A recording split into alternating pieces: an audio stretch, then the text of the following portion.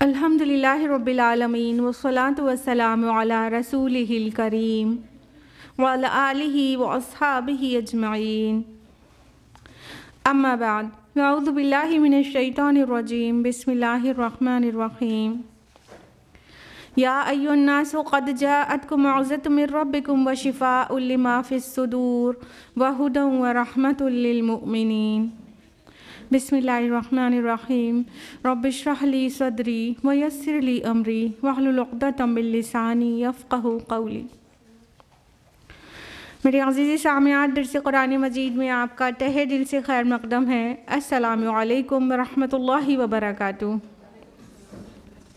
کیسے آپ سبھی لوگ؟ الحمدللہ اچھی، الحمدللہ۔ اللہ تعالیٰ آپ کو اچھا رکھے، ہدایت اور صراط مستقیم پر رکھے۔ اللہ تعالیٰ ایمان اور اعمال صالحات کے ساتھ زندہ رکھے اور پختہ ایمان پر فوت کرے، آمین۔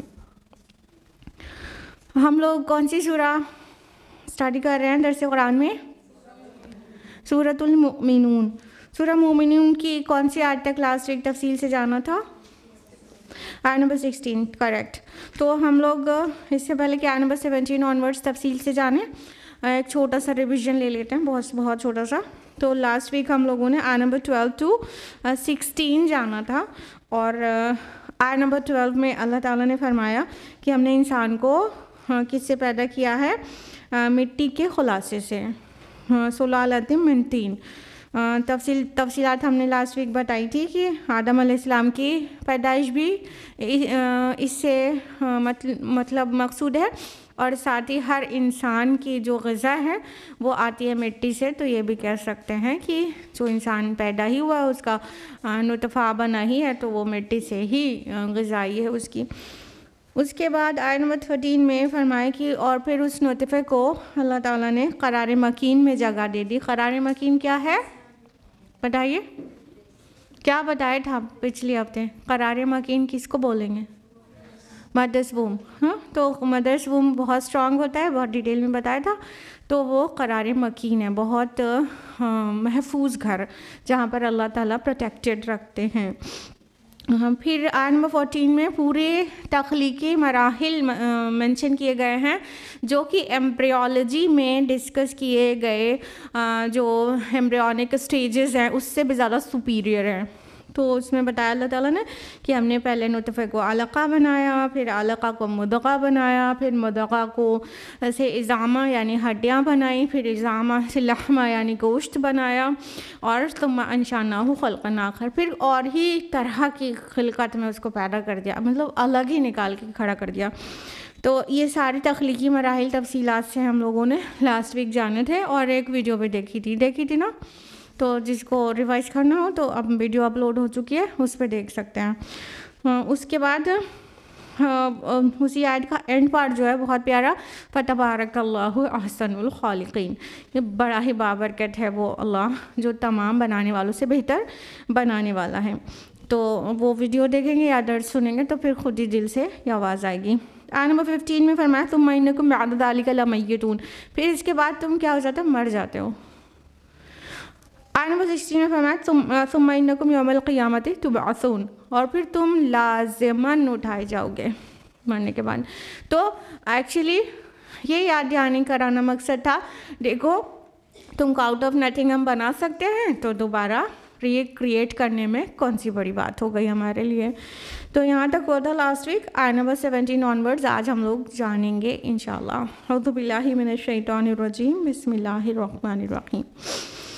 آیت نمبر 17 وَلَقَدْ خَلَقْنَا فَوْقَكُمْ سَبْعَ طَرَائِقَ، اور ہم نے تمہارے اوپر 7 آسمان بنائے، 7 راستے بنائے۔ وَمَا كُنَّا عَنِ الْخَلْقِ غَافِلِينَ، اور ہم اپنی مخلوق سے غافل نہیں ہیں یا نہیں تھے۔ تو دیکھیے انسان کی تخلیق کے بعد اللہ سبحانہ و تعالیٰ وہ انسان کے لیے جو دنیا سجائی ہے نا، اس میں کیا کچھ اللہ نے پیدا فرما دیا جو سب ہماری خدمت میں لگائے، اور ہمارے استعمال کی چیزیں، ہماری ضرورت کی چیزیں اب ان کا تذکرہ ہو رہا ہے۔ تو سب سے پہلے فرمائے کہ ہم نے تمہارے اوپر 7 راستے بنا دیے۔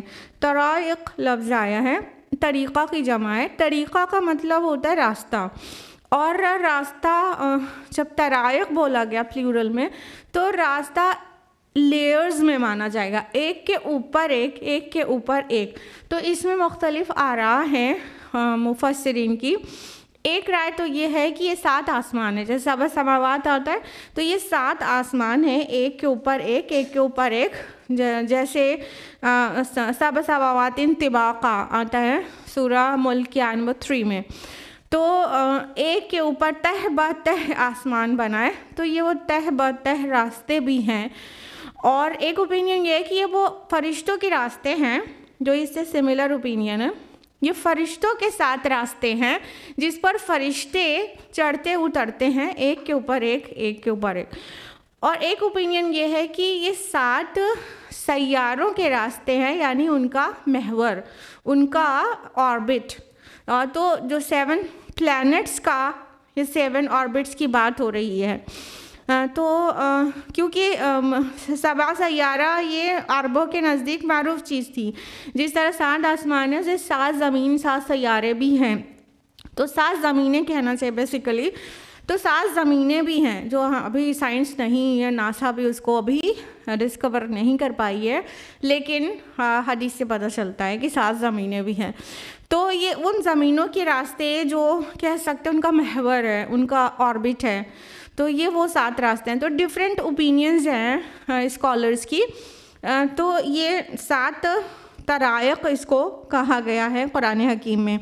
تو اگر اس کو آسمان مانے, کیونکہ 7 سماوات بہت فریکوینٹلی قرآن میں آیا ہے, 7 ٹائمز آیا ہے, تو اگر اس کو 7 آسمان مانے تو اللہ تعالیٰ نے بہت بہت منظم طریقے سے 7 آسمان بنائے ہیں, اور وہ ایک کے اوپر ایک ہیں. یہ جس کو ہم اسپیس کہتے ہیں, یہ پہلا آسمان ہے, سمائی دنیا اس کو کہتے ہیں.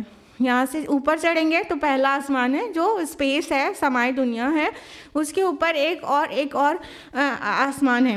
اور کچھ کوئی اوپینین ہے اسکالرس کی کہ جب روحیں نکلتی ہیں اور جاتی ہیں تو جو 7th ہائیسٹ پلیس پر وہ جو سب سے نیک ہوتے ہیں وہ 7 تک جا پاتے ہیں, اور جو اس سے کم کے ہوتے ہیں تو وہ وہیں پر اٹک جاتے ہیں. یہ 7 لیئرز میں ان کا رکنا وہیں پر ہو جاتا ہے. یعنی باقی جو ایک دم رائٹیس روح ہے وہ تو 7ویں آسمان پر جا کر اللہ تعالیٰ کو سجدہ کر کے آتی ہے, باقی کچھ نہیں بھی پہنچ پاتے ہیں. تو یہ بھی ایک اوپینین ایگزسٹ کرتی ہے. اللہ تعالیٰ نے آسمانوں کے بنائے جانے کے متعلق سورہ ملک میں کتنی تفصیل سے اور کتنا چیلنجنگ وے میں بیان کیا ہے نا. سورہ ملک سورہ نمبر 67 آیت نمبر 3 اور 4 میں کہ الذی خلق 7 سماوات طباقا ما تری فی خلق الرحمن من تفاوت فارجع البصر هل تری من فطور.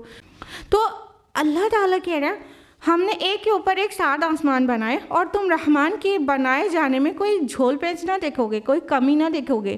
تم اپنی نظر دوڑاؤ, دیکھو تمہیں کوئی شگاف نظر آ رہا ہے, کوئی جھول, کوئی چھید, کوئی سوراخ نظر آ رہا ہے, تمہیں نہیں نظر آئے گا. تمہاری نظر تھک کر واپس آ جائے گی اور تم پھر نظر اپنی دوڑا لو, تمہاری نظر ذلیل ہو کر لوٹ آئے گی. لیکن اللہ تعالیٰ کے بنائے میں کوئی تم عیب نہیں تلاش کر پاؤ گے.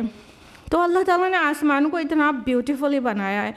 یہ جو آسمان ہے جس کو سمائی دنیا کہتے ہیں, اس کو تاروں سے سجا دیا ہے. اور ہم لوگوں کو شہر میں کبھی موقع ہی نہیں رہتا کہ اتنی روشنیاں رہتی ہیں کہ آسمان کے تاروں کو ٹھیک طریقے سے دیکھ سکیں. کبھی کسی گاؤں میں جہاں لائٹس نہیں ہوں اور وہاں کی رات کا آسمان دیکھے, بالکل تاروں سے بالکل گھنا, بالکل چھپا رہتا ہے, اتنے تارے ہوتے ہیں, وہ بہت خوبصورت دکھتا ہے.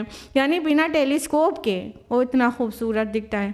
تو اللہ تعالیٰ نے بہت شاندار بنایا اور فرمایا کہ ہم اسے اپنی مخلوق سے غافل نہیں ہیں. یعنی کہ اللہ تعالیٰ نے کوئی چیز بنا کر اسے علل تک چھوڑ نہیں دیا ہے, پورے ٹائم ان کی ضروریات پورا کر رہا ہے. تو غافل نہیں ہے اپنی مخلوق سے, اپنی پیدا کردہ چیز سے. اس کے بھی 2 معنی نکل رہے ہیں. ایک تو بے مقصد نہیں بنایا ہے, جو کچھ ہے وہ علل ٹب بے مقصد بنا کر چھوڑ نہیں دیا گیا ہے کہ کوئی مقصد ہی نہیں ہے. بلکہ بامقصد بنایا گیا ہے اور اس مقصد کو انسان کو پہچاننا چاہیے. تو یہ آسمان جو ہے، جو زمین آسمان اور ہر چیز بامقصد بنائی ہے، اور اس کا مقصد ہے، منصوبہ ہے، اور پھر اس مقصد کے تحت انسان کا یہاں پہ ٹیسٹ ہو رہا ہے، اور پھر وہ اس کا جو رزلٹ ہوگا وہ ڈیسٹینیشن پر پہنچ سکے گا. دوسری بات یہ کہ ہم اپنی خلقت سے غافل نہیں ہیں. اس کا ایک اور مطلب یہ نکلے گا کہ ہم ان کی ضروریات سے غافل نہیں ہیں. اللہ تعالیٰ نے انسانوں کو دنیا میں بھیج کر ایسا ان کی نیڈ سے غفلت نہیں برتی ہے، ان کی نیڈ سے بے پرواہی نہیں دکھائی ہے کہ بھیج دیا اور ہمارے لیے کھانے پینے کے لیے پلینٹیفل نہیں ہے ہمارے پاس، ہم اس میں کبھی پانی گھٹ جاتا ہے، کبھی کھانا گھٹ جاتا ہے، اور کچھ اویلیبل نہیں ہے اس روئے زمین پر. نہیں، اللہ تعالیٰ نے آدم علیہ السلام کو دنیا میں اتارنے سے پہلے اس زمین کو پورا دسترخوان سجا دیا تھا. اس نے پوری ہماری ضروریات کی چیز، جو کچھ بھی ضروری ہے ہماری لائف کے لیے، وہ سب کچھ سے اس زمین کو پوری طرح سے سجا دیا تھا، تب اتارا. یعنی اللہ پاک کبھی بھی غافل نہیں تھے اپنی مخلوق کی ضروریات سے، اور کبھی بھی غافل نہیں ہیں اپنی مخلوق کی ضروریات سے. جو ہماری نیڈز ہیں اللہ تعالیٰ وہ ہمیں نہ صرف آنے سے پہلے زمین پہ رکھ چھوڑا ہے، بلکہ اس کے ری سائیکلنگ کا بھی پورا انتظام کیا ہے کہ قیامت تک جتنے بھی لیونگ بینگز یہاں پر پیدا ہوں گے ان سب کی ضرورت پوری ہوتی رہے گی ہر طرح سے. تو آسمان سے شروع کیا گیا ہے، زمین پہ اور کیا نعمتیں ہیں ان کا تذکرہ کنٹینیوڈ ہے. آیت نمبر 18 وَأَنزَلْنَا مِنَ السَّمَاءِ مَاءً بِقَدَرٍ، اور ہم نے آسمان سے پانی اتارا ایک اندازے کے مطابق. فَأَسْكَنَّاهُ فِي الْأَرْضِ، تو ہم نے اسے زمین میں ٹھہرا دیا. وَإِنَّا عَلَىٰ ذَهَابٍ بِهِ لَقَادِرُونَ، اور بے شک ہم اس کو واپس لے جانے پر بھی قادر ہیں.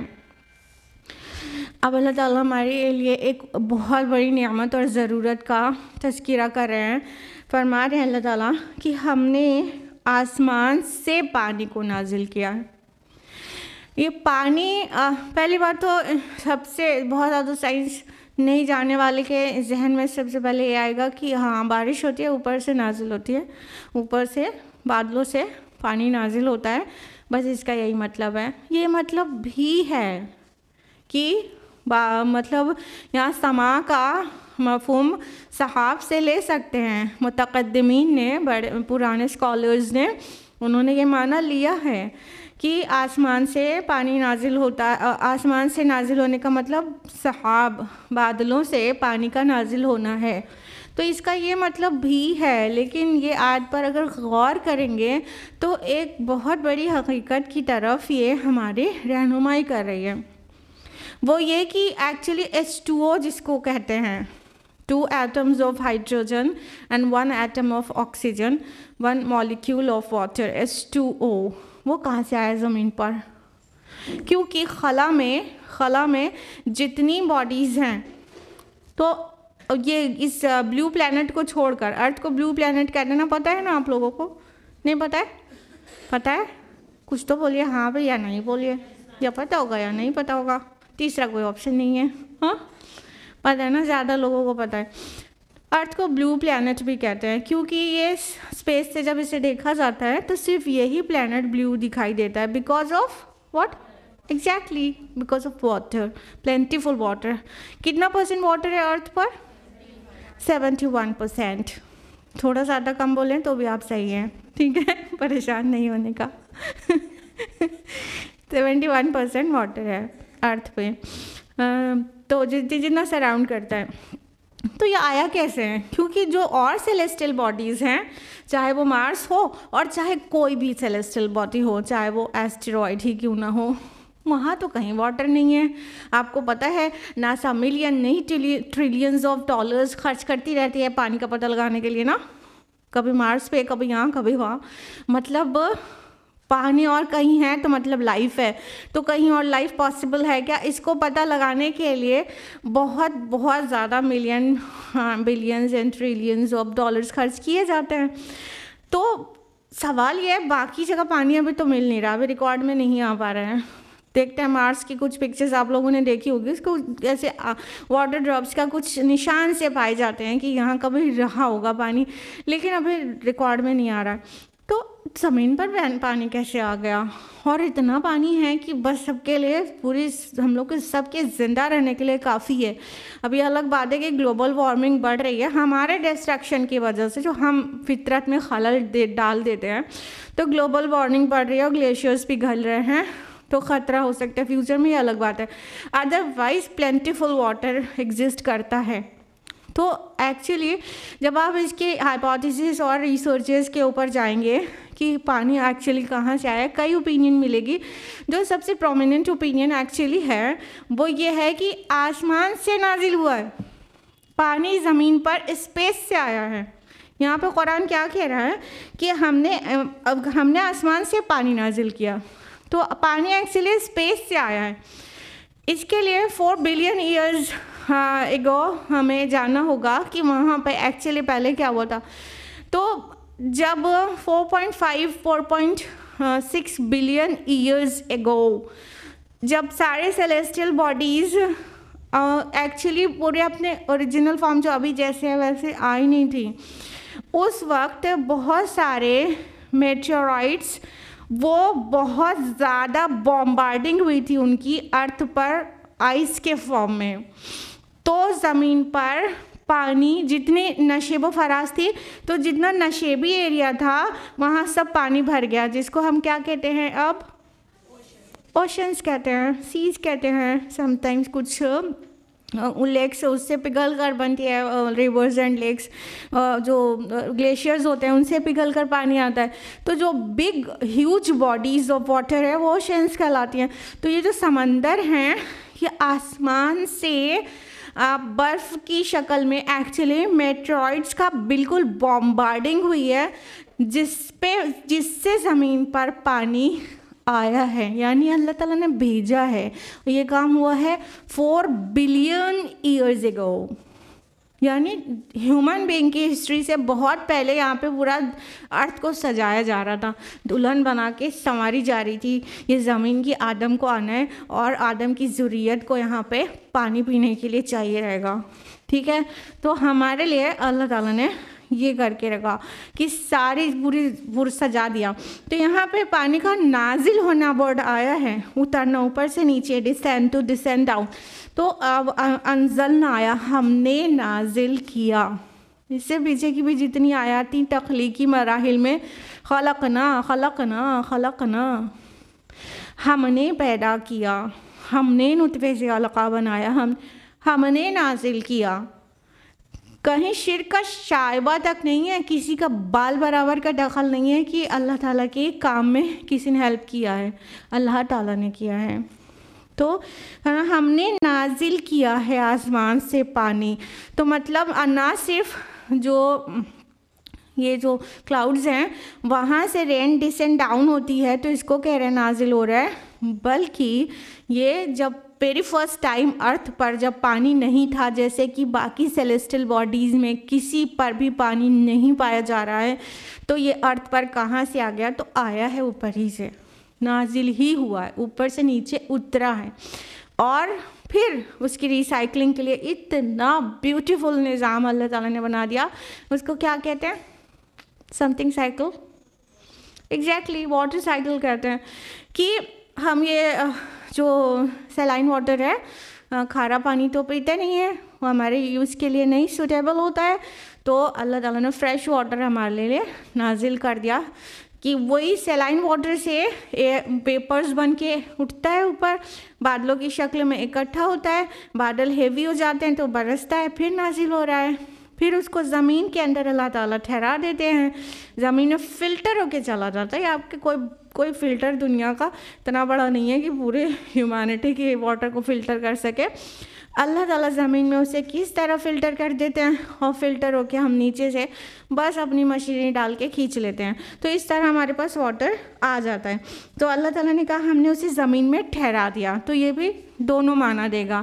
جب پہلے نازل ہوا تو یہ سمندر اور بڑے بڑے ندیوں کی شکل یا کہہ سکیں گڈھے جو تھے उन सब में भर गया, हम इनको समंदर और वो कहते हैं ओशंस और सीज कहते हैं, उसकी शक्ल में भर गया, ठहर गया पानी। पहली बार नाजिल हुआ था, क़ियामत तक के लिए काफ़ी हो गया, क़ियामत तक के लिए काफ़ी हो गया। एक बार पानी को यहाँ उतारा तो उसको उड़ा नहीं दिया, फिर वो ठहर गया। अब उड़ता है तो कहाँ तक जाता है? थोड़ा ही ऊपर बादलों तक, बादलों का फॉर्मेशन होता है, यानी वो फिर प्योरीफाई हो रहा होता है, एक्चुअली रिसाइकल हो रहा होता है हमारे लिए।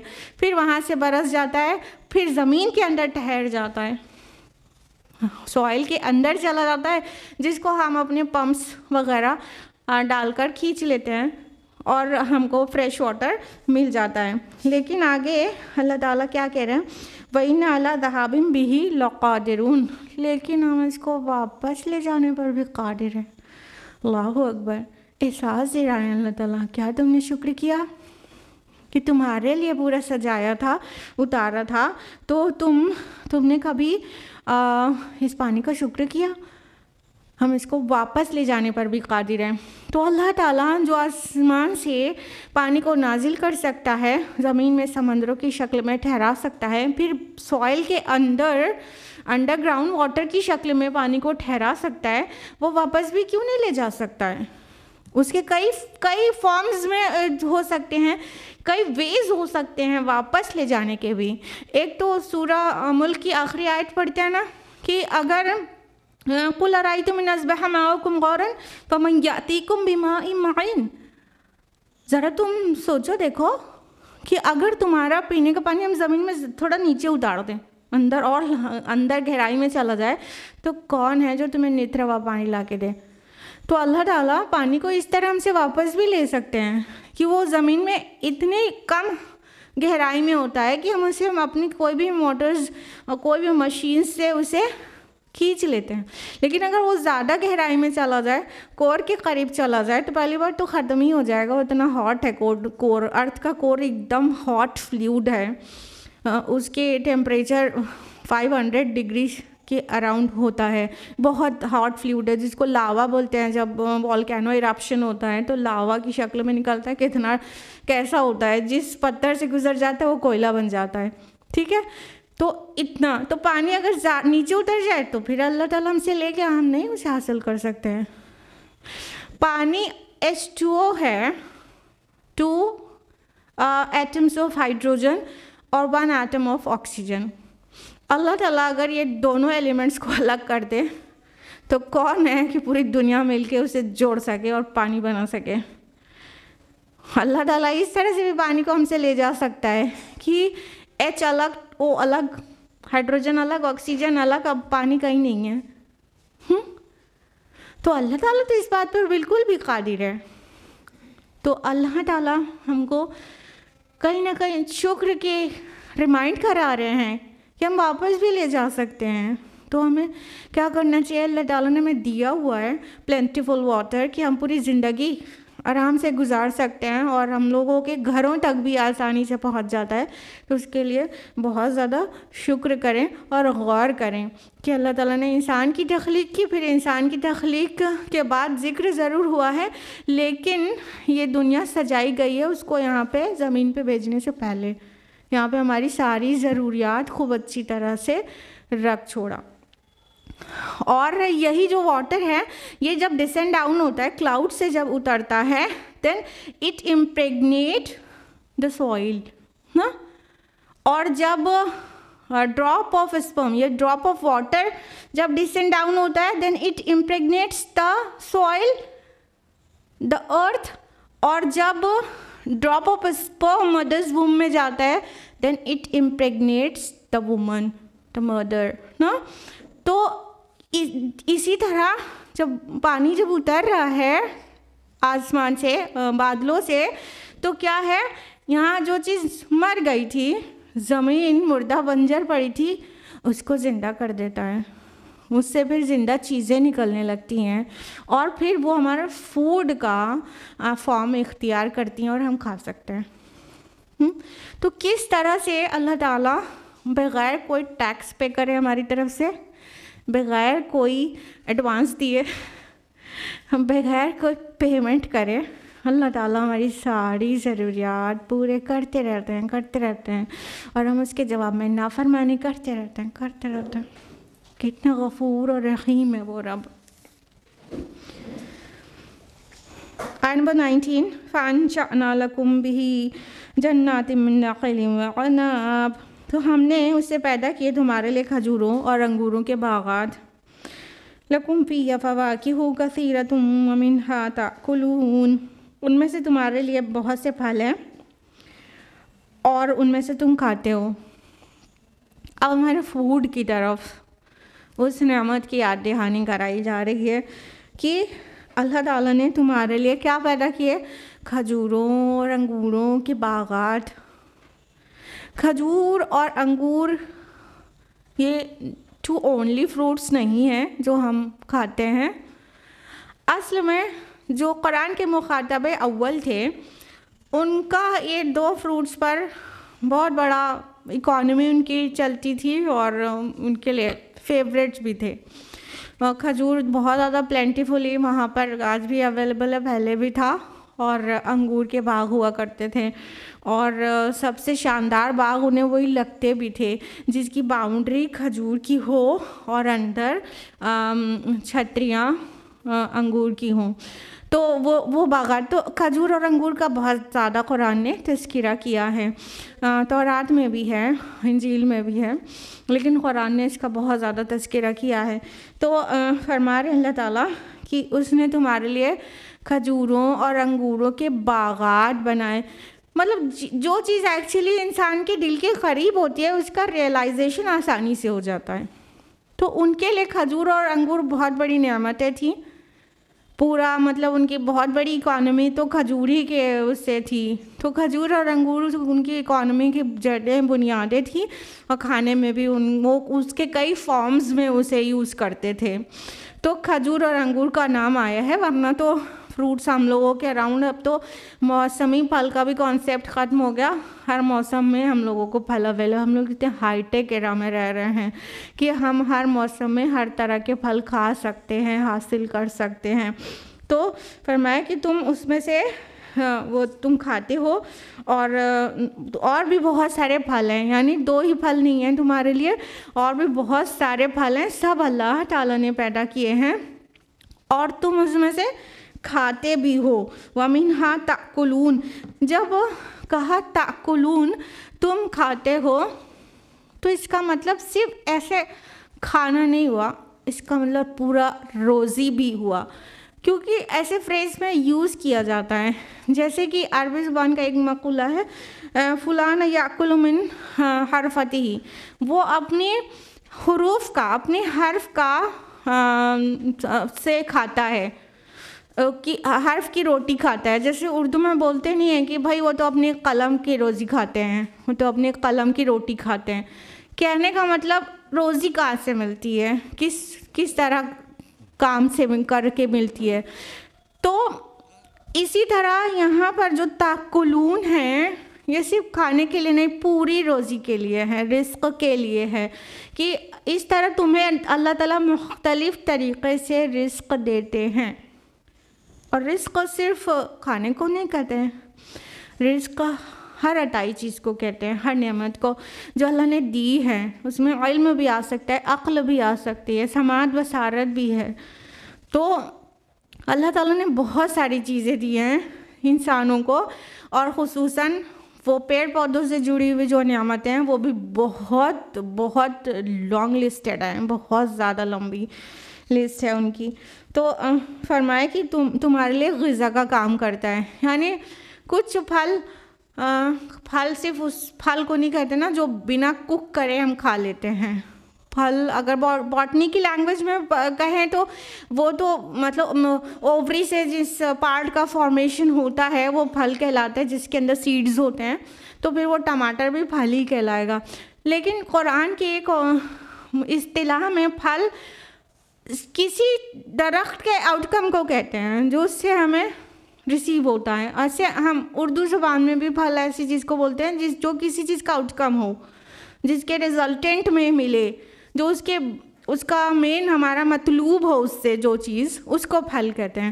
تو اللہ تعالیٰ پیڑ پودوں کے ذریعے ہمیں کتنی مطلوبہ چیزیں دیتے ہیں، ٹھیک ہے، نہ صرف پھل کے فارم میں ہم اسے یوز کرتے ہیں بلکہ پورا کھانا ہی ہمارے گھر کی ہانڈیوں میں جو لوگ بہت زیادہ گوشت خور ہیں ان کی چھوڑ دیا جائے تو اکثر ہی چیز اس ہانڈی میں پیڑ پودے کی ہوتی ہے نا، سارے مسالے اسی سے آتے ہیں۔ اگر آپ کو گوشت بھی بنانا ہے تو بنا پیڑ کا مسالہ لیے آپ نہیں بنا سکتے شاید، ٹھیک ہے۔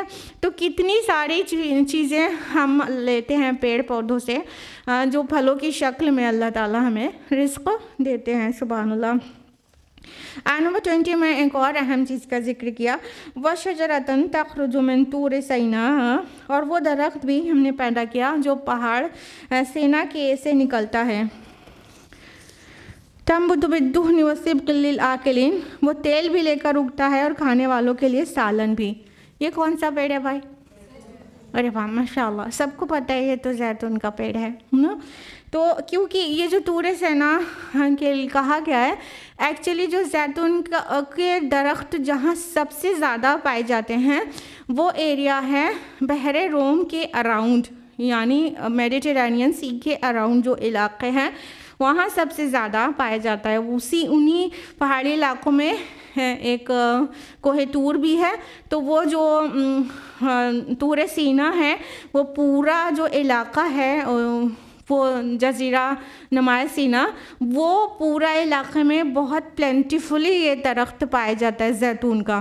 تو زیتون کا قرآن مجید میں بہت زیادہ تذکرہ ہے، اور صرف قرآن میں نہیں ہے، بائبل میں بھی ہے، اولڈ ٹیسٹمنٹ نیو ٹیسٹمنٹ دونوں میں ہے، تورات اور انجیل میں بھی اس کا بہت زیادہ تذکرہ ہے، کیونکہ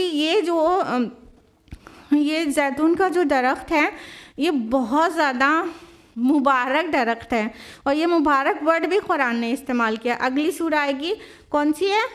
سورہ نور، اس کے آیت نمبر 40، آیت نمبر 35 ہے آیت النور، ٹھیک ہے۔ تو وہ آیت نمبر 35 آیت نور جو ہے اس میں بھی اس درخت کا ذکر ہوا ہے، اور اس میں اس کو مبارک درخت کہا گیا ہے نا، شجرۃ مبارکہ، تو اس کو مبارک درخت کہا گیا ہے۔ تو اس درخت کے بارے میں تھوڑا سا جان لیتے ہیں تاکہ پتہ چلے کیوں قرآن بار بار اسے مینشن کرتا ہے اور مبارک کیوں کہا۔ دیکھیے مبارک کا معنی شاید پچھلے ہفتے ہم نے آپ کو بتایا بھی تھا، جس میں سب سے اہم ایسپیکٹ جو ہے، ورنہ اور بھی کئی میننگ سمیٹے رہتا ہے، لیکن سب سے اہم ایسپیکٹ یہ ہے اس میں سب طرح کا خیر جو سمیٹے ہوئے ہو اس کو مبارک کہتے ہیں، ٹھیک ہے۔ تو یہ جو درخت ہے وہ ریئلی بہت مبارک اور بہت مفید ہوتا ہے ہر طرح سے۔ پہلی بات تو یہ درخت 2000 سال تک زندہ رہ سکتا ہے، ایوریج اس کا اسپین آف لائف 500 ایئرز ہوتا ہے۔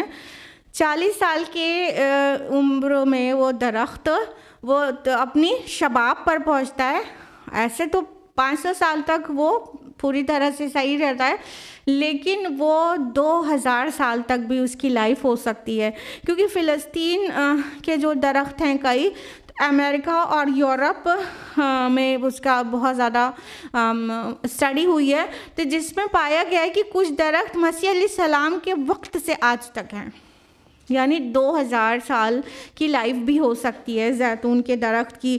25 سے 40 فٹ تک لمبا ہو سکتا ہے یہ۔ اس کی جو لیوز ہوتی ہیں وہ بالکل لیڈر کی طرح ہوتی ہیں، یعنی چمڑے کی طرح، اور اس کا جو فروٹ ہے وہ ریڈش ہوتا ہے، اور جب اولڈ ہوتا ہے گرو کر کے تو پھر وہ بلیکش ریڈ ہو جاتا ہے، اور اس کی بہت بڑی میڈیسنل ویلیوز ہوتی ہیں۔ آپ کو پتہ ہی ہے کہ زیتون سے کتنی طرح کی میڈیسنز بنائی جاتی ہیں، اور سب سے بڑی بات جو اس کا روغن ہے، جو اس کا آئل ہے، وہ دنیا کا سب سے مفید تیل ہے، سب سے زیادہ۔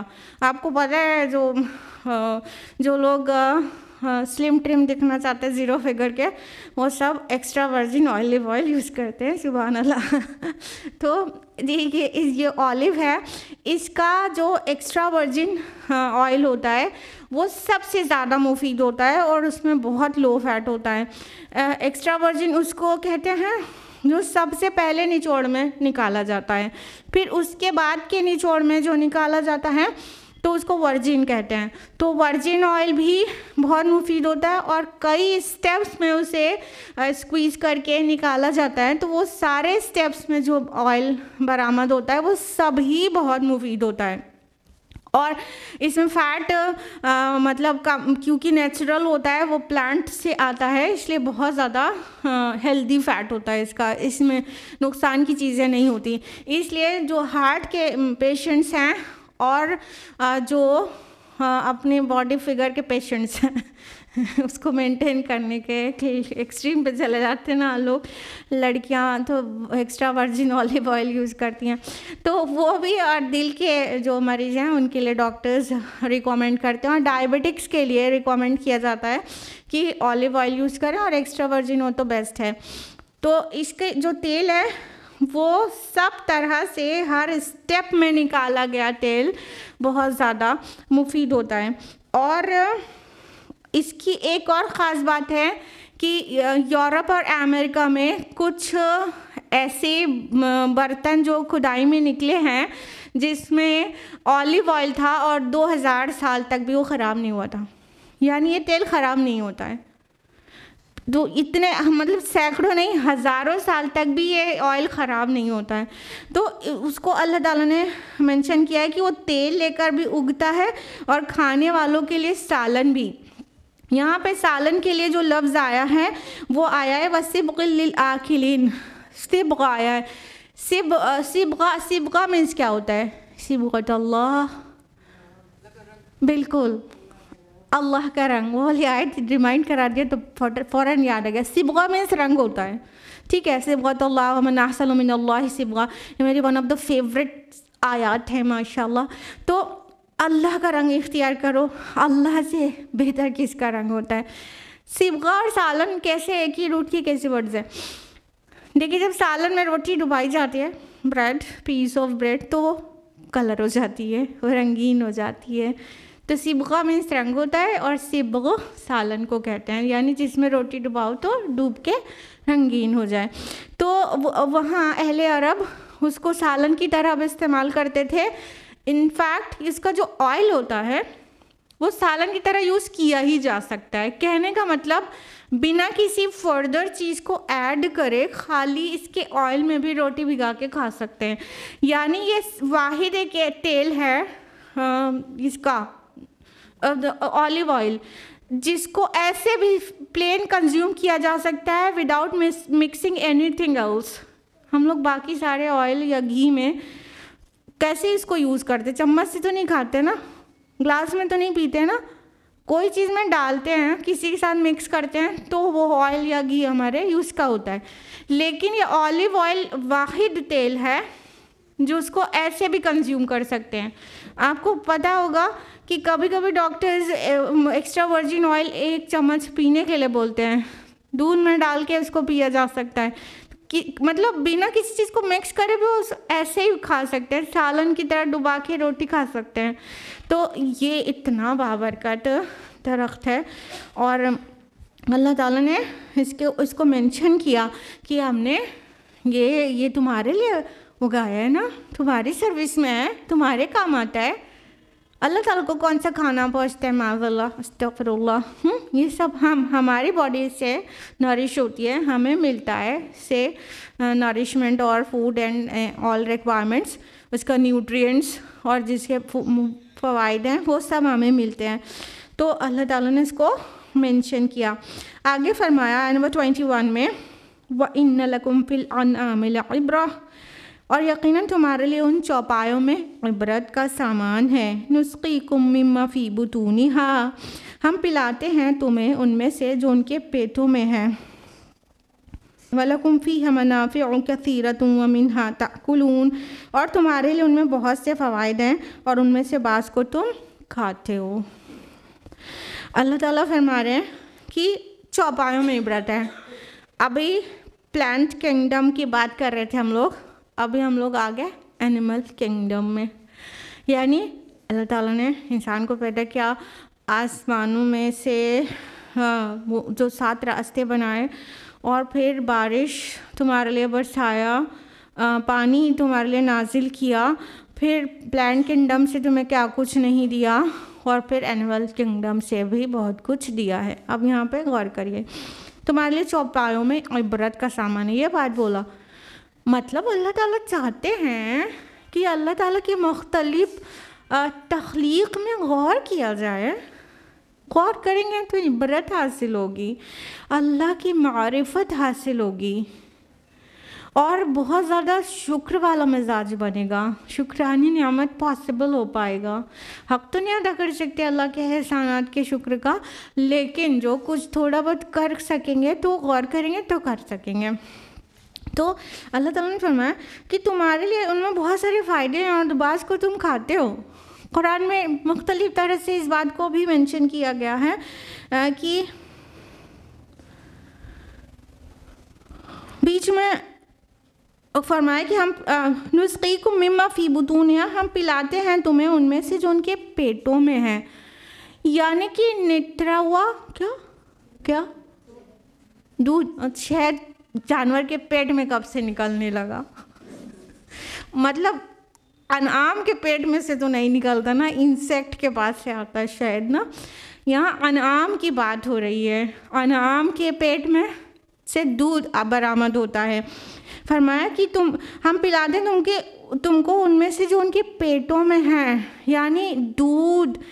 اور سورہ نحل کی آیت نمبر 66 میں اس طرح ہمارے اٹینشن کو سیکھ کیا ہے اللہ تعالیٰ نے کہ وَإِنَّ لَكُمْ فِي الْأَنْعَامِ لَعِبْرَةً، تمہارے لیے انعام میں عبرت ہے۔ نُسْقِيكُم مِّمَّا فِي بُطُونِهَا مِن بَيْنِ فَرْثٍ وَدَمٍ لَبَنًا خَالِصًا سَائِغًا لِّلشَّارِبِينَ، کہ اور یقیناً تم چوپایوں میں عبرت ہے، اور ہم پلاتے ہیں تم کو ان میں سے جو کچھ ان کے پیٹوں میں ہے، خون اور گوبر کے درمیان میں سے نترا ہوا دودھ۔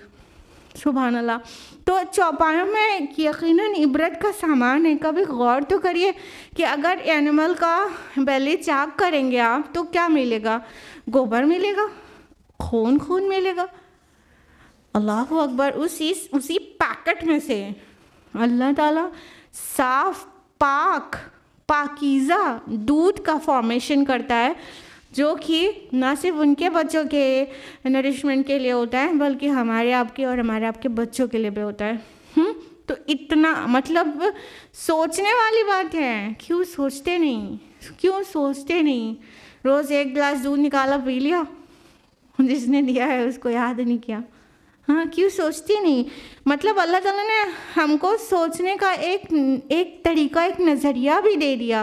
ذرا سوچو کہ تم خون اور گوبر جو کھولنے کے بعد پیٹ تمہیں ملے گا، اسی میں ہم دودھ کا فارمیشن کر دیتے ہیں، اور کس طرح سے جب تم اس کو نکالتے ہو تو وہ کتنا پیور اور کتنا پاک ہوتا ہے، پاکیزہ رزق ہوتا ہے، گندا نہیں ہوتا، اسمیل نہیں کرتا، بیڈ اسمیل نہیں کرتا۔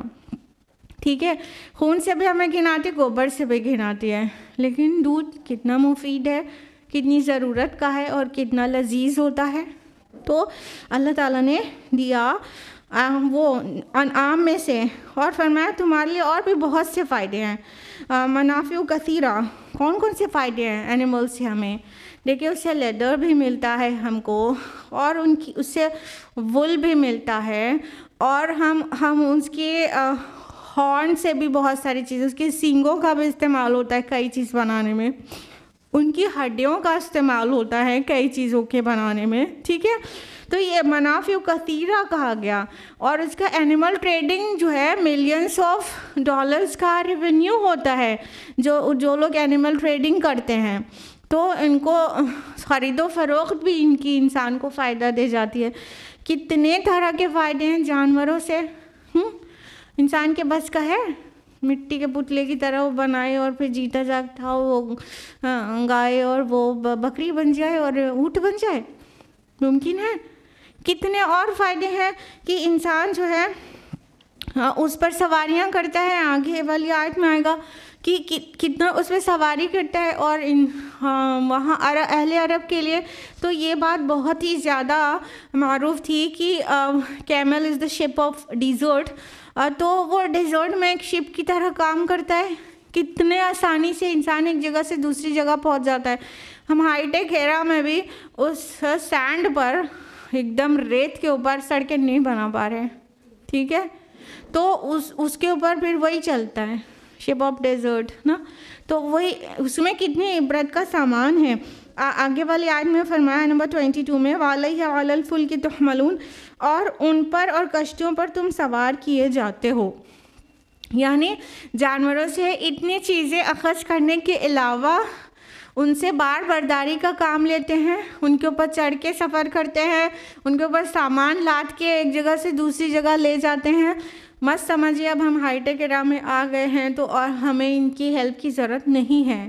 جیسے کہ ڈیزرٹ میں ہم نے بتایا کہ ابھی بھی وہی ہیرو ہیں, وہ ایک دم جو بکھرتی ہوئی ریت ہے وہ اللہ تعالیٰ نے ہے, وہ جو کیمل ہے اس کے پیروں میں وہ پیڈز بنائے ہیں جو اس کو دھسنے نہیں دیتے, اور اتنا وزن وہ اپنے اوپر لاد کر بھی آرام سے سینڈ میں وہ چل سکتا ہے, ٹھیک ہے. تو آج بھی بہت جگہوں پر اور آنے والے وقت میں بھی اور ہمیشہ وہ جانوروں کی جو اپنی اہمیت ہے وہ برقرار رہے گی. تو اور سب سے بڑی بات وہ اتنے مضبوط ہوتے ہیں کہ ہم جو بھاری بھاری کام بالکل نہیں کر سکتے وہ جانوروں سے کرا کے انسان کا کام نکل جاتا ہے. کبھی سوچا ہے انسان کی عقل سے سب پر وہ حاوی ہے, دیٹس فائن, لیکن اس کی فزیکل اسٹرینتھ تو برابر کی نہیں ہے نا, ہاتھی کے اور اونٹ کے اور گھوڑے کے نہیں ہے نا برابر کی, نہیں جھیل سکتی ہے بہت ساری چیزیں اس کی باڈی. تو وہ جانوروں سے ہم اپنا کام نکال لیتے ہیں. یعنی اللہ تعالیٰ چاہتے ہیں ہم ان باتوں پر غور کریں, ان پر غور کریں, اپنے خالق کو پہچان جائیں گے. پھر خالق کو پہچان جائیں گے تو جس مقصد کے لیے اس نے تخلیق کیا ہے اس مقصد کی طرف سوچنا شروع کریں گے. پھر قرآن وہ پورے ٹائم آخرت کی بات کرتا ہوا ملے گا, ہر ایک صفحے پہ کوئی نہ کوئی بات مل جائے گی. تو آخرت کی یاد دہانی انسان کو ملتی رہے گی.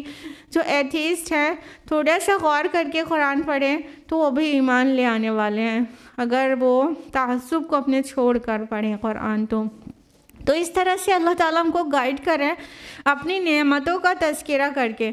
کبھی کبھی ہم سوچتے ہیں کہ ایکچولی اگر یہ چیزیں نہیں بھی ہوتی تو بھی ہم پر حق تھا کہ ہم سوچیں.